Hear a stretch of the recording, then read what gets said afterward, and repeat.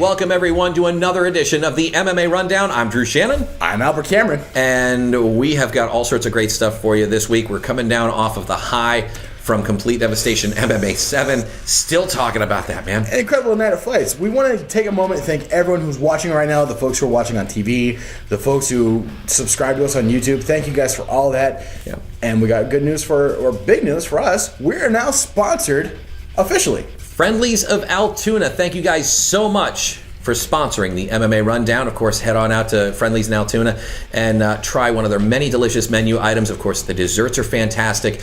Breakfast, lunch, and dinner. They'll get you. They will satisfy you with a great meal at Friendlies of Altoona. And when you go, tell them we sent you. Tell them we sent you. Tell them MMA Rundown. Tell them you heard it on the MMA Rundown. Drew and Albert sent you. They'll probably look at you and go, "Who?" But just trust me. Tell them. Coming up, we got news, we got notes. We're going to talk about, now that Strikeforce is going to be officially closed in January, who's primed to take over their spot in the hierarchy, in the totem pole.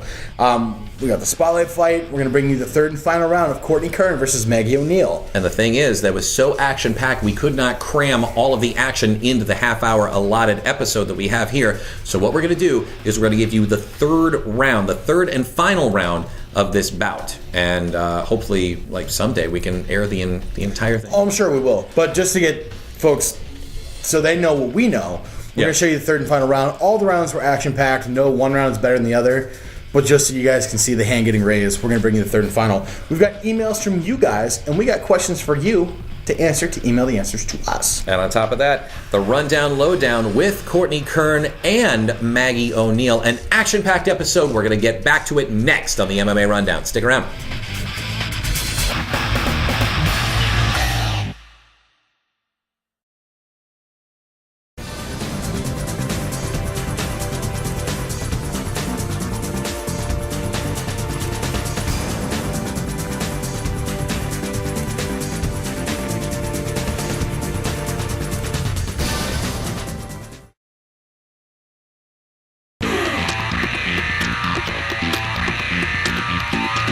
Welcome back to the MMA Rundown on ABC 23. Without any further ado, the news and notes. It's go time. XFC confirms that they are now trying to court a deal with Showtime cable network. They offer no details on how far the deal has come and if a deal exists at all. What do you know? Albert Cameron and the XFC have been tweeting back and forth because we do stuff like that because I'm well connected. It was actually just one time, but I'll admit it. XFC has been using the hashtag XFC on Showtime. When asked if the XFC was pursuing a deal with Showtime, they said, absolutely, it makes sense for us to do that. Now that Strikeforce is being, the final nails in the Strikeforce coffin, it's gone. So now Showtime, who's always been a very big fan of mixed martial arts, is now looking for their next project. And the XFC is trying to get in their foot in the door, and we wish them luck. I'd love to see XFC on Showtime. All right. Legend FC signs an international deal with ESPN. The Asian MMA powerhouse will reach 109 countries. That's a pretty sweet deal. It is still unconfirmed if they will air in the United States, however. You know what the Pride FC couldn't do? They couldn't sign the big sports network deal. Yeah, they got on Fox Sports, but it was so edited and condensed that it was a tease. Right. But now Legend FC is doing what Pride FC couldn't. They're going to 109 countries. That's absolutely staggering. That's unbelievable. With 109 countries out of 207 countries I think we have in the world, those are pretty good odds. We're going to get it in the United States. They just haven't come out and confirmed it yet. Legend FC is the good fights, the big production. So if you see it on your network, absolutely tune in and watch it. And this is what we've been saying for weeks now. MMA is coming back huge. We had the big groundswell in 2005, 2006. Interest kind of declined, but now we're coming back with a vengeance, and you guys have a chance to help support it now that we have so many more masses in our legion. Professional wrestler Rob Van Dam says, quote, MMA is the only sport I watch, and that, quote, I can't hold a conversation with anything else. Rob Van Dam is a professional wrestler, and he doesn't like watching professional wrestling for the same reason that a lot of people can't really watch what they do, because, he does it all day. He doesn't really want to watch other people do it. Right.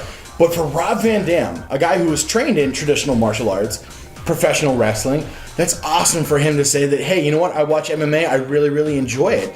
Rob, I really hope you're converting fans who don't watch MMA and are pure professional wrestling purists. Bring them our way. You know, we'd love to have them. I think everyone in Altoona showed that the MMA community, whether it be local, regional, global, or national or global, we are a community that is willing to have other people come in and join us.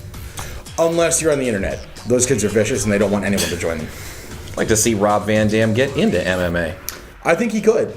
Well, you know who else got into MMA? David Frank, the Green Ranger from the Mighty Morphin Power Rangers. You know who else got into MMA for professional wrestling? Who? Marcus the Nomad Cage. Do you remember that name? Vaguely. Okay, moving on.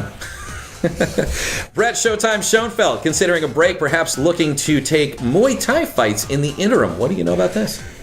Brett Schoenfeld is an incredibly gifted striker. He went out west to Arizona. He trained with some big names. He didn't come out and confirm it by any official capacity. After his fight, he's talking to some fans. He's like, you know what? I think I'm going to take some time off from MMA. I think I have some success in Muay Thai. And I think he would too. Brett Schoenfeld is a very gifted striker, but he's also a very gifted mixed martial artist. So whatever Brett does decide to do, we'll be happy to cover it here on the MMA Rundown, and we wish him luck. You know who else took a break from MMA? Marcus the Nomad Cage. Moving on. We're going to get into segment number 2. I've got a soft spot in my heart for that guy. Which promotion is going to take over as number 2 when Strikeforce closes? And we know Strikeforce is closing. Albert will give his thoughts, his analysis as to who you can expect to be in the number 2 slot just behind UFC coming up momentarily. You're watching the MMA Rundown. Stay tuned.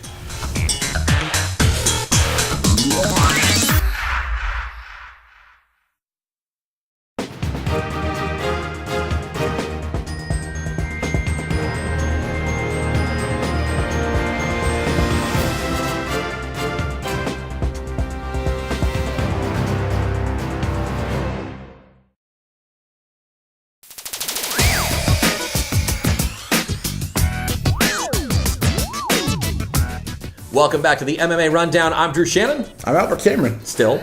Nothing's changed. No, nothing's I'm still the same old me. We're still here. Same clothes as last week. Yeah. That's okay. Coming up, Albert, you want to talk about which promotion is going to take over as number 2 when Strikeforce closes. And Strikeforce is going to close. It's not a matter of if. It's a matter of when. And they're going to pull the plug on in January.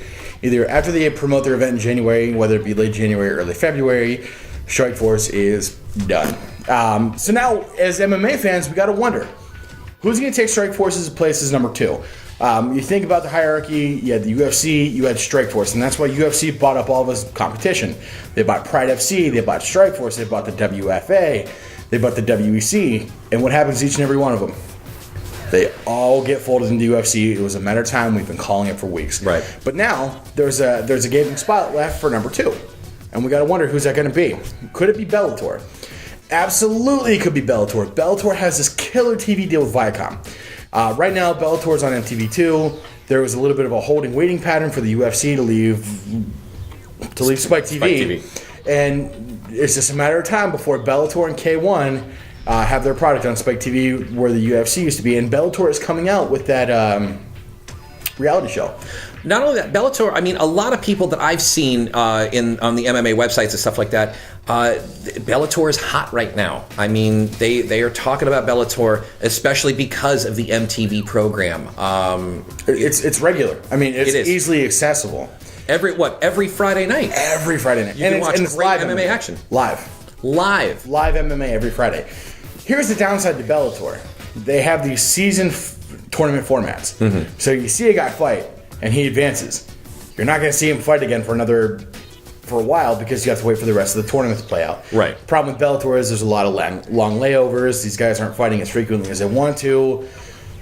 Possibly hard to keep track of.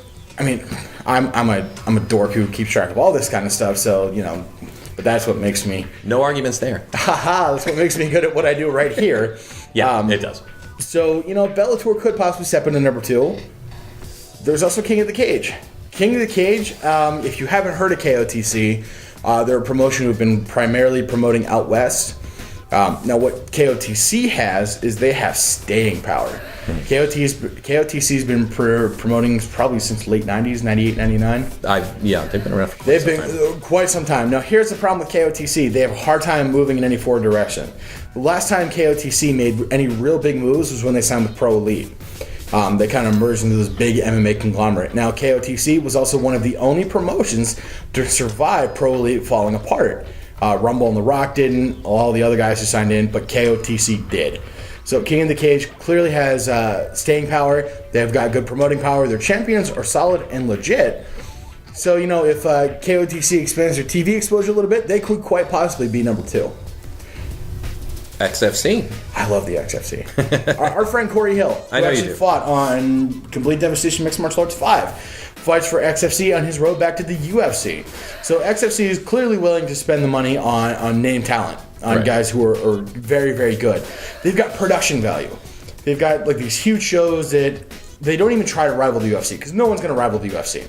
No one's going to put on the same show the UFC does. But they said, okay, here's UFC, here's XFC, we're going to make our own product, and we're going to try to compete with the UFC without trying to play the UFC's game, which is awesome. They've got great production, great fights. They've got some good dramatic fights going on. So there's the XFC. Quite possibly. I think they got good opportunity. What about 1FC?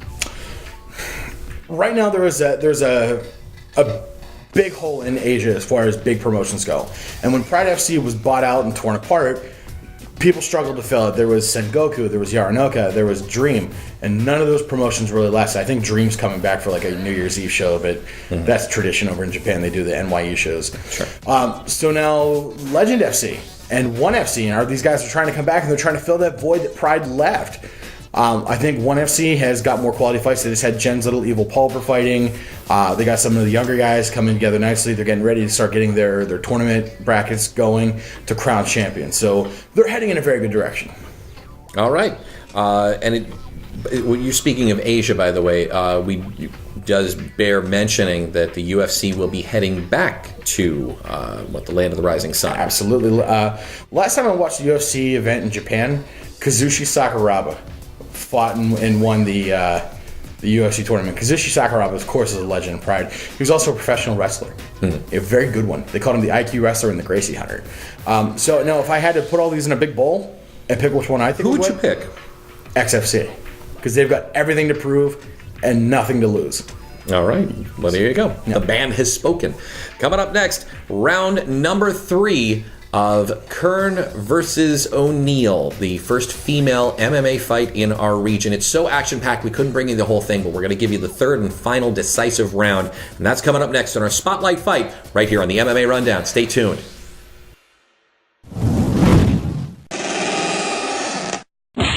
It's the MMA Rundown on ABC 23, and now it's time for the MMA Rundown Spotlight Fight.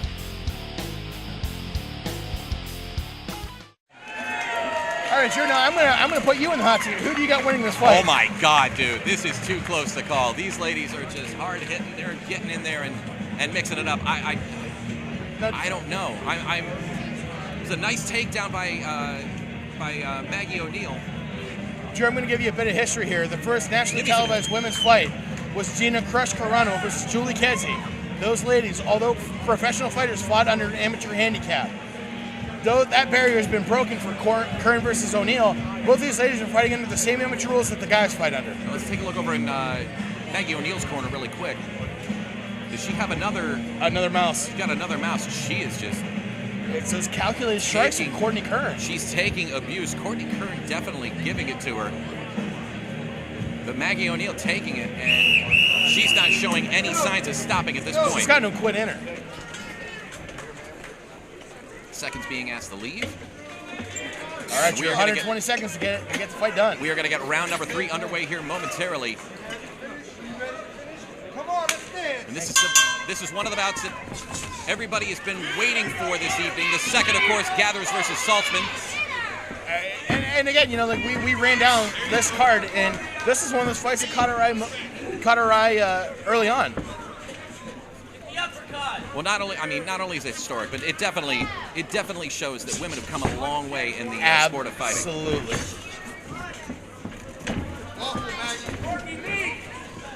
Courtney Kern's knees calling for Courtney Kern's corner calling for knees. Say that 10 times fast. Oh, the strikes to the head to Maggie O'Neill. Tell you what.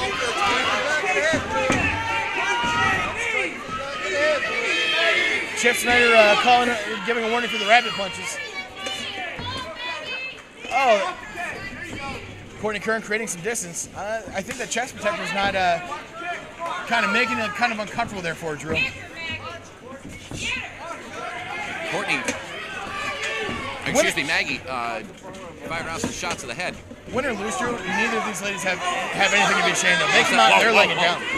Definitely some, Courtney Kern with some shots to the, more of those headshots. Oh! Whoa! It's not letting up. Now, Drew, I'm not here to second guess Chip Snyder, but it looked like Maggie. Oh!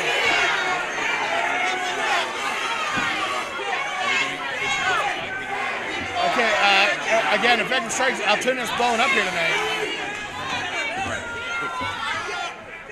Right, wow. Like I was saying, Drew, it looked like Maggie O'Neill might have grabbed onto that chest protector of Courtney Kern. Chip Snyder, though, if he saw... Okay, Chip Snyder's on top of that. I have no reason to second guess the man. I think... Did Chip say that was on purpose? And again, these women's rules, I don't know. Chip's normally used to women getting... A standing guillotine choke from Courtney Kern, the kickboxer. Could this be it? Oh! Saved by the horn. Wow! What a fight, Drew. Chip Snyder used to having women throw themselves at him. I don't think that was the case, though, in that point. All right. Drew, going to the Drew's judges. Go to the cage. These ladies have proved they are not eye candy. They are athletes. They are damn good athletes. This ain't no WWE diva thing. No, These ladies came to fight, and they did it very well tonight. Absolutely. Again, the judges probably have the hardest job here in Altoona, PA tonight. I have no idea how to score that fight. Both ladies got some great offense. I'm just not knowing which offense made the most impact. Yeah.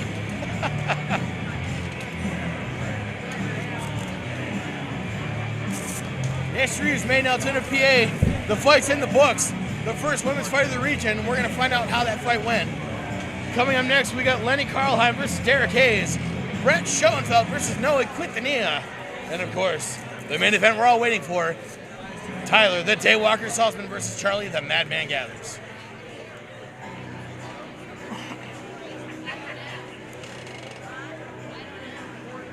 It's this point of the evening where I get tired of hearing the sound of my own voice, but I suck it up because I'm a professional.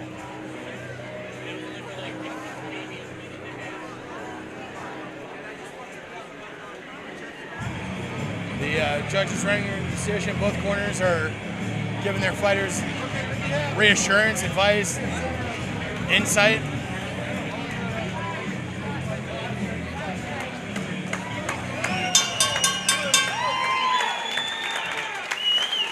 Ladies and gentlemen, give it up for these ladies. Fantastic job. We'll make history tonight, people. And now for the judges' official decision. Judge number 1 scores this bout 27-30. Judge number 2 scores this bout 28-29. Judge number 3 scores this bout 28-29. Your winner by unanimous decision in the red corner, Maggie O'Neill getting the decision. Both these ladies excellent show of respect. Team Damage Inc. is now up to 2 for 2 here at Complete Devastation Mixed Martial Arts tonight. Courtney Kern has gone on record saying she just wants to fight. We'll see her back really soon. But congratulations to Maggie O'Neill for winning the first historic fight here at Complete Devastation Mixed Martial Arts. Okay, I'm gonna go ahead and point out the irony of having ring girls coming and taking a photo for the first women's fight. That just tickles me kind of pink right now. Ladies and gentlemen, your winner, Maggie O'Neill. Maggie, how you feeling? I'm really great. You took some serious shots to the head there, but you look fantastic out there, and your opponent no slouch either. No, absolutely not. That was a great fight, and I'm really grateful that I got this opportunity. We'd love to have you back, of course. Yeah. Let me ask you this, okay, with the news this week that UFC is allowing women's mixed martial arts, how's that make you feel? Well, you got a new goal.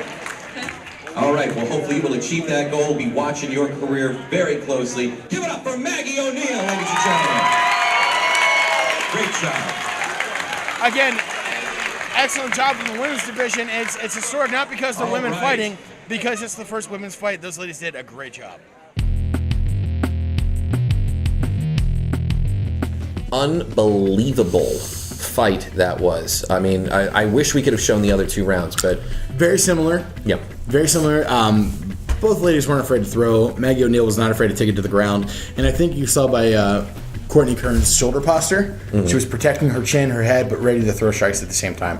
Now, the number one question coming out of the fight was, what was with the chest protector? well, I actually talked to one of the judges after the fight. Maggie O'Neill wore a chest protector in this. Cover your ears if you think it's going to get obscene. You have to wear a chest protector that has plastic type. And it was Courtney Kern that wore the chest protector. Right, but Maggie O'Neill had the right chest protector. Ah, okay. Courtney Kern did not.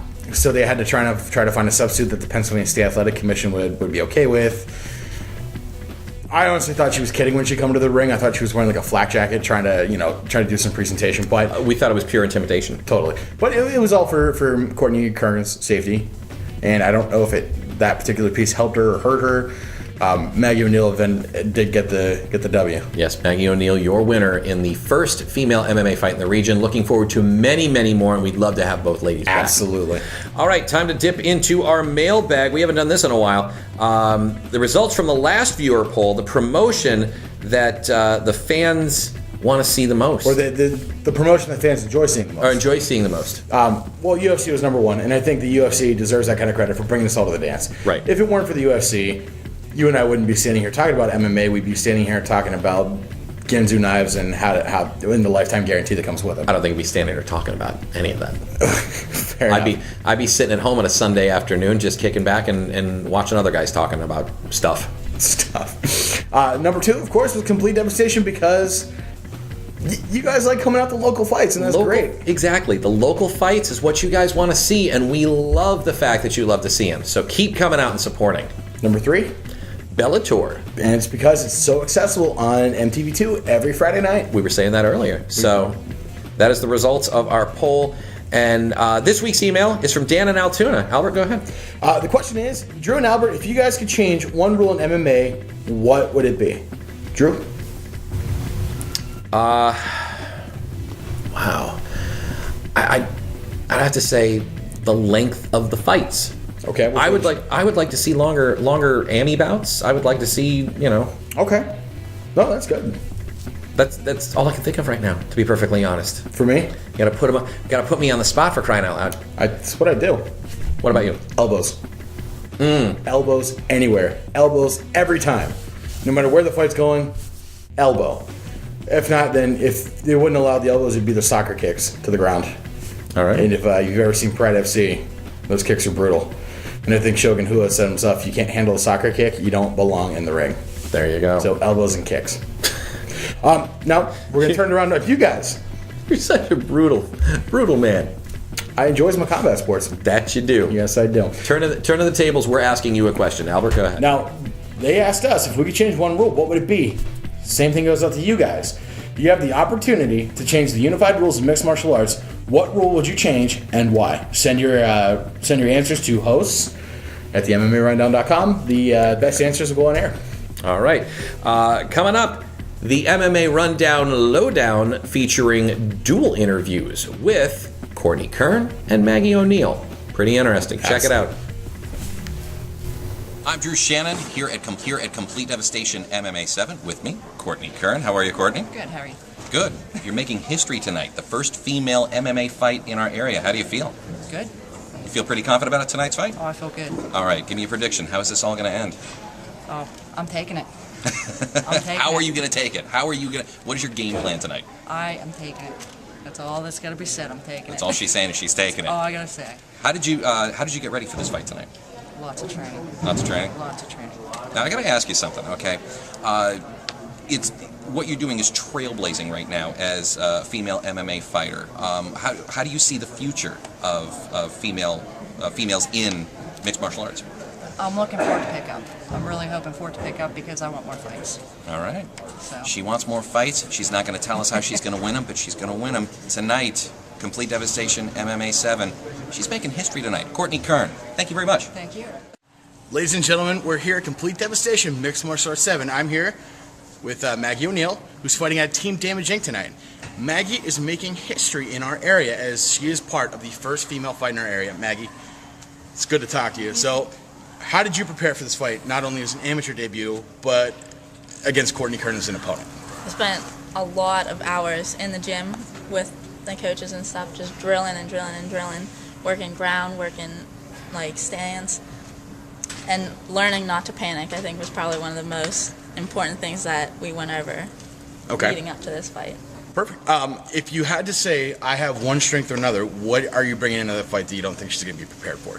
I think I'm strong all around, of course. You know? Okay. But I would say I would rather be on my feet. I'd rather be up standing. All right. Now, if you had to make a prediction for the fight, of course, you think you're going to win. How do you think it's going to be a decision? You're going to stop her? If so, what round? I'm hoping I want to fight, so if we go 2 rounds, 3 rounds, that's cool. But I'm going to come out on top. Outstanding. Courtney, do you have anything else to say officially on the record for the fight? I'm just ready to go. Outstanding. Ladies and gentlemen, Maggie O'Neill, she's going to be fighting Courtney Kern tonight at bantamweight. We're very happy to have you. Maggie, good luck. Thank you. Well, that's going to do it for another episode of the MMA Rundown. Albert, to sum up.